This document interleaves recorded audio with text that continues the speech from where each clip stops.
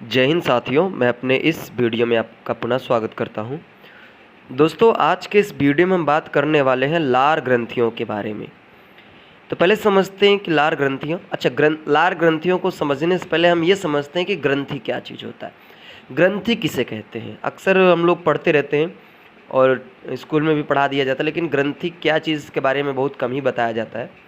तो आइए हम लोग पहले समझ लेते हैं कि ग्रंथि क्या चीज़ है।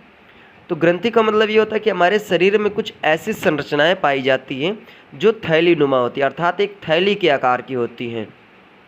उन्हीं थैली नुमा आकृतियों, उन्हीं थैली नुमा संरचनाओं को हम लोग ग्रंथि कहते हैं। और ये क्या करते हैं? अपने अंदर से हार्मोन्स और एंजाइम छोड़ने का कार्य करती हैं। तो हम कह सकते हैं ग्रंथि क्या है कि हमारे शरीर में कुछ ऐसी संरचनाएं पाई जाती है जो थैली नुमा होती है, अर्थात एक थैली के आकार की होती है। ऐसी संरचनाओं को ही हम लोग ग्रंथि कहते हैं। तब यहाँ पे हम बात करने वाले हैं लार ग्रंथियों के बारे में। तो लार ग्रंथियाँ क्या हैं? तो इसमें आप ये कह सकते हैं कि हमारे शरीर में पाई जाने वाली ऐसी ग्रंथि जो लार को अपने अंदर से रिलीज़ करती होगी, लार को छोड़ती होगी, तो ऐसी ग्रंथि को हम लोग कहेंगे लार ग्रंथि। तो लार ग्रंथि क्या है? उम्मीद करूँगा समझ में आ गया होगा। हम कह सकते हैं हमारे शरीर की ऐसी ग्रंथि जो लार को छोड़ने का कार्य करती है, लार को बनाने का कार्य करती है, ऐसी ग्रंथि को हम लोग लार ग्रंथि कहते हैं। देखिए, मनुष्य में मुख्यतः 3 जोड़ी लार ग्रंथियाँ होती हैं। देखिए, यहाँ पे 3 जोड़ी की बात हो रही है। अगर 3 जोड़ी इसको संख्या में देखना चाहें तो इसकी संख्या 6 होगी, क्योंकि एक जोड़ी में 2 होती है। तो ये संख्या में देखा जाए तो ये 6 हो जाएगा। क्योंकि देखिए, यहाँ पे जो लार ग्रंथियाँ ये जोड़ी में होती हैं। आपका जो गाल होता है उस यानी कहने का मतलब ये जो हम ये कह सकते हैं, गाल ना कह के हम ये कहें कि जो ये लार ग्रंथियाँ होती हैं ये आपके मुख गुहिका के आसपास होती हैं, मुख गुहिका के आसपास, और आपके चेहरे की लेफ्ट साइड और राइट साइड दोनों तरफ ये होती हैं। यानी कहने का मतलब जैसे 3 ग्रंथि लेफ्ट साइड में तो 3 ग्रंथि राइट साइड में भी आपके होंगी। तो आइए इनको एक एक करके देखने का प्रयास करते हैं। पहले इसको समझ लेते हैं और अच्छी तरीके से। तो मनुष्य में निम्न 3 प्रकार की 3 जोड़ी लार ग्रंथियाँ, अगर संख्या में बात करें तो 6 ग्रंथियाँ पाई जाती हैं। और यही ग्रंथियाँ प्रतिदिन लगभग 1.5 लीटर लार का निर्माण करती हैं और ये निम्न प्रकार की होती हैं। तो लार ग्रंथियाँ बेसिकली 3 प्रकार की होती हैं। पहला नंबर है कर्ण पूर्व ग्रंथि या ग्रंथियाँ, अधोहनु ग्रंथियाँ और अधोजीहा ग्रंथियाँ। तो आइए पहले एक काम करते हैं, इसको हम इमेज में देख लेते हैं, उसके बाद एक एक करके देखने का प्रयास करेंगे।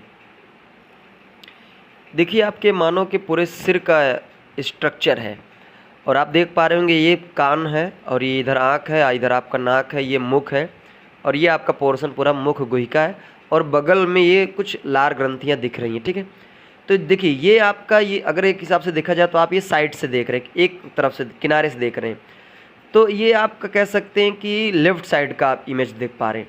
तो जिस तरह यहाँ पे 3 ग्रंथियाँ हैं, ठीक उसी तरह राइट साइड में भी आपकी 3 ग्रंथियाँ हैं। तो देखिए, जैसे यहाँ पे ये ग्रंथि है, इसका नाम है कर्णपूर ग्रंथि। तो उसी तरह अगले यानी आपके अगले गाल की तरफ भी, उस राइट साइड के गाल की तरफ भी ऐसी ग्रंथि कान के बगल में रहेगी, तो इसलिए इसका नाम है कर्णपूर ग्रंथि। फिर आप देख रहे हैं ये ग्रंथि यहाँ पे है और ये आपके निचले जबड़े यानी जीभ के नीचे पड़ती है, तो इसलिए इसका नाम है अधोजीहा ग्रंथि, यानी जीभ के नीचे होती है।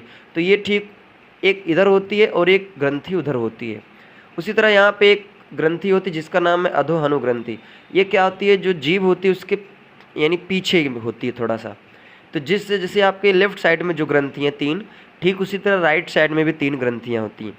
देखिए, जो आपका ये कर्णपूर ग्रंथि है, ये क्या करती है? यहाँ पे देख पा रहे होंगे आप, एक नली जैसी संरचना आई है, देख पा रहे होंगे।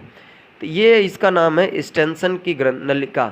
तो ये यहाँ पे जो लार बनता है वो स्टेंसन की नलिका के माध्यम से आपके मुख गुहिका में आके गिरता है।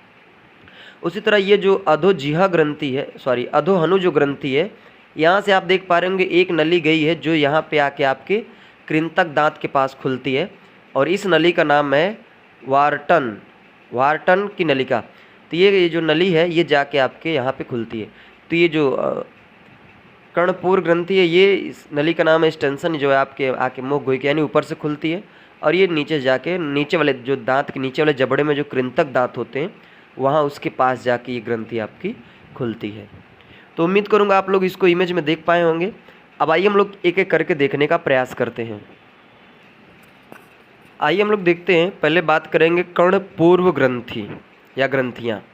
तो देखिए ये जो ग्रंथि होती है, हालांकि इमेज में आप देख चुके हैं, तो ये चेहरे के दोनों पार्श्व भागों में, यानी पार्श्व का मतलब किनारे किनारे भागों में, तो आपके चेहरे की ये साइड लेफ्ट साइड में और राइट साइड में भी, तो चेहरे के दोनों पार्श्व भागों में कान के पीछे स्थित होती है, यानी कान के पीछे ये ग्रंथियाँ स्थित होती हैं, कर्णपूर ग्रंथियाँ। ये आपके लेफ्ट साइड में भी होती हैं और राइट साइड में भी होती हैं।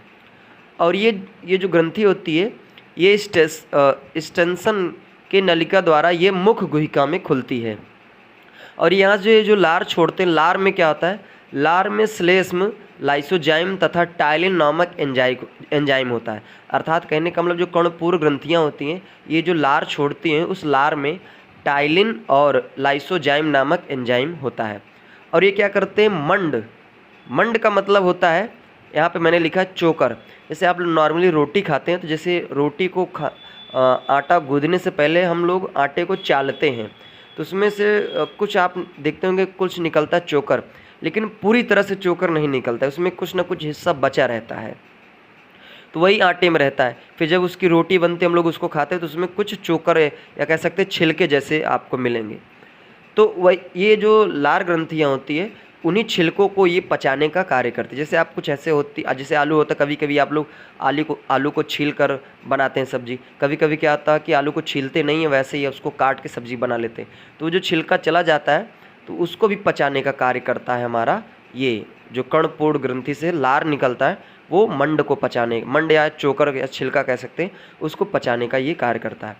और 3 ग्रंथियों में सबसे बड़ी ग्रंथि आपकी यही कर्णपूर्व ग्रंथि होती है। अब बात करने वाले हैं अधोहनु ग्रंथि। तो अधोहनु ग्रंथि आप इमेज में देख पाए होंगे। तो ये क्या होता है, ये निचले जबड़े के पश्च भाग में होता है, अर्थात ये जो आपका निचला जबड़ा होता है उसके पीछे ये स्थित होती है।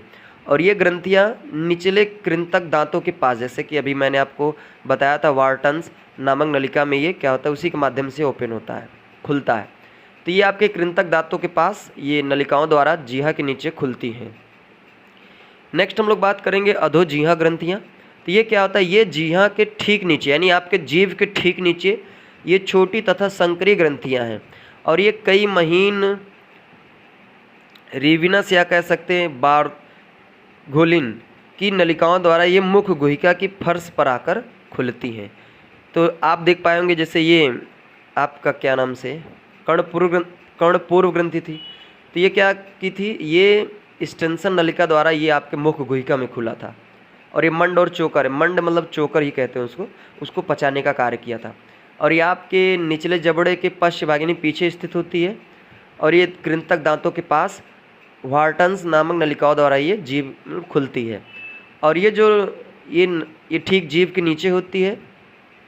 और यहाँ पे मैंने लिखा है रिविनस या कह सकते बारघोलिन नामक नलिकाओं द्वारा ये मुख गुहिका की फर्श पर आकर खुलती है। अब हम लोग बात करने वाले हैं जो लार ग्रंथियाँ, यानी जो लार ग्रंथियाँ जो लार बनाती हैं, उस लार का मेन काम क्या होता है। तो लार का मुख्य कार्य, तो लार का जो मुख्य कार्य मतलब मेन काम ये कह सकते हैं कि पहला काम तो इसका होता है भोजन का पाचन करना, यानी जब लार हमारा जाके भोजन में मिलता है तो कुछ हिस्सा ये पचाने का कार्य करता है। साथ ही साथ इसका एक कार्य और होता है, ये भोजन को क्या करता है, गीला करता है और भोजन को लुगदी बनाता है। भोजन को गीला करना, लुगदी बनाना इसका काम है, ताकि ये आसानी से भोजन आपका निगला जा सके, यानी आसानी से आपके पेट के अंदर वो जा सके बिना फंसे। तो लार का मेन काम होता है भोजन का पाचन करना, साथ ही साथ ये भोजन को गीला करता है और उसकी लुगदी बनाता है, ताकि वो भोजन आसानी से निगला जा सके, अर्थात उसको पेट में डाला जा सके। तो उम्मीद करूँगा दोस्तों आज हमने बात किया लार ग्रंथियों के बारे में, चीज़ें समझ में आई होंगी। अगर जो भी आपको कन्फ्यूज़न रहा हो वो कमेंट बॉक्स में आप डाल सकते हैं, ताकि उसको हम और अच्छे से समझाने का प्रयास करें। तो अब दीजिए इजाज़त, इसी तरह हम लोग मिलेंगे अगले वीडियो में। तब तक के लिए जय हिंद, वंदे मातरम।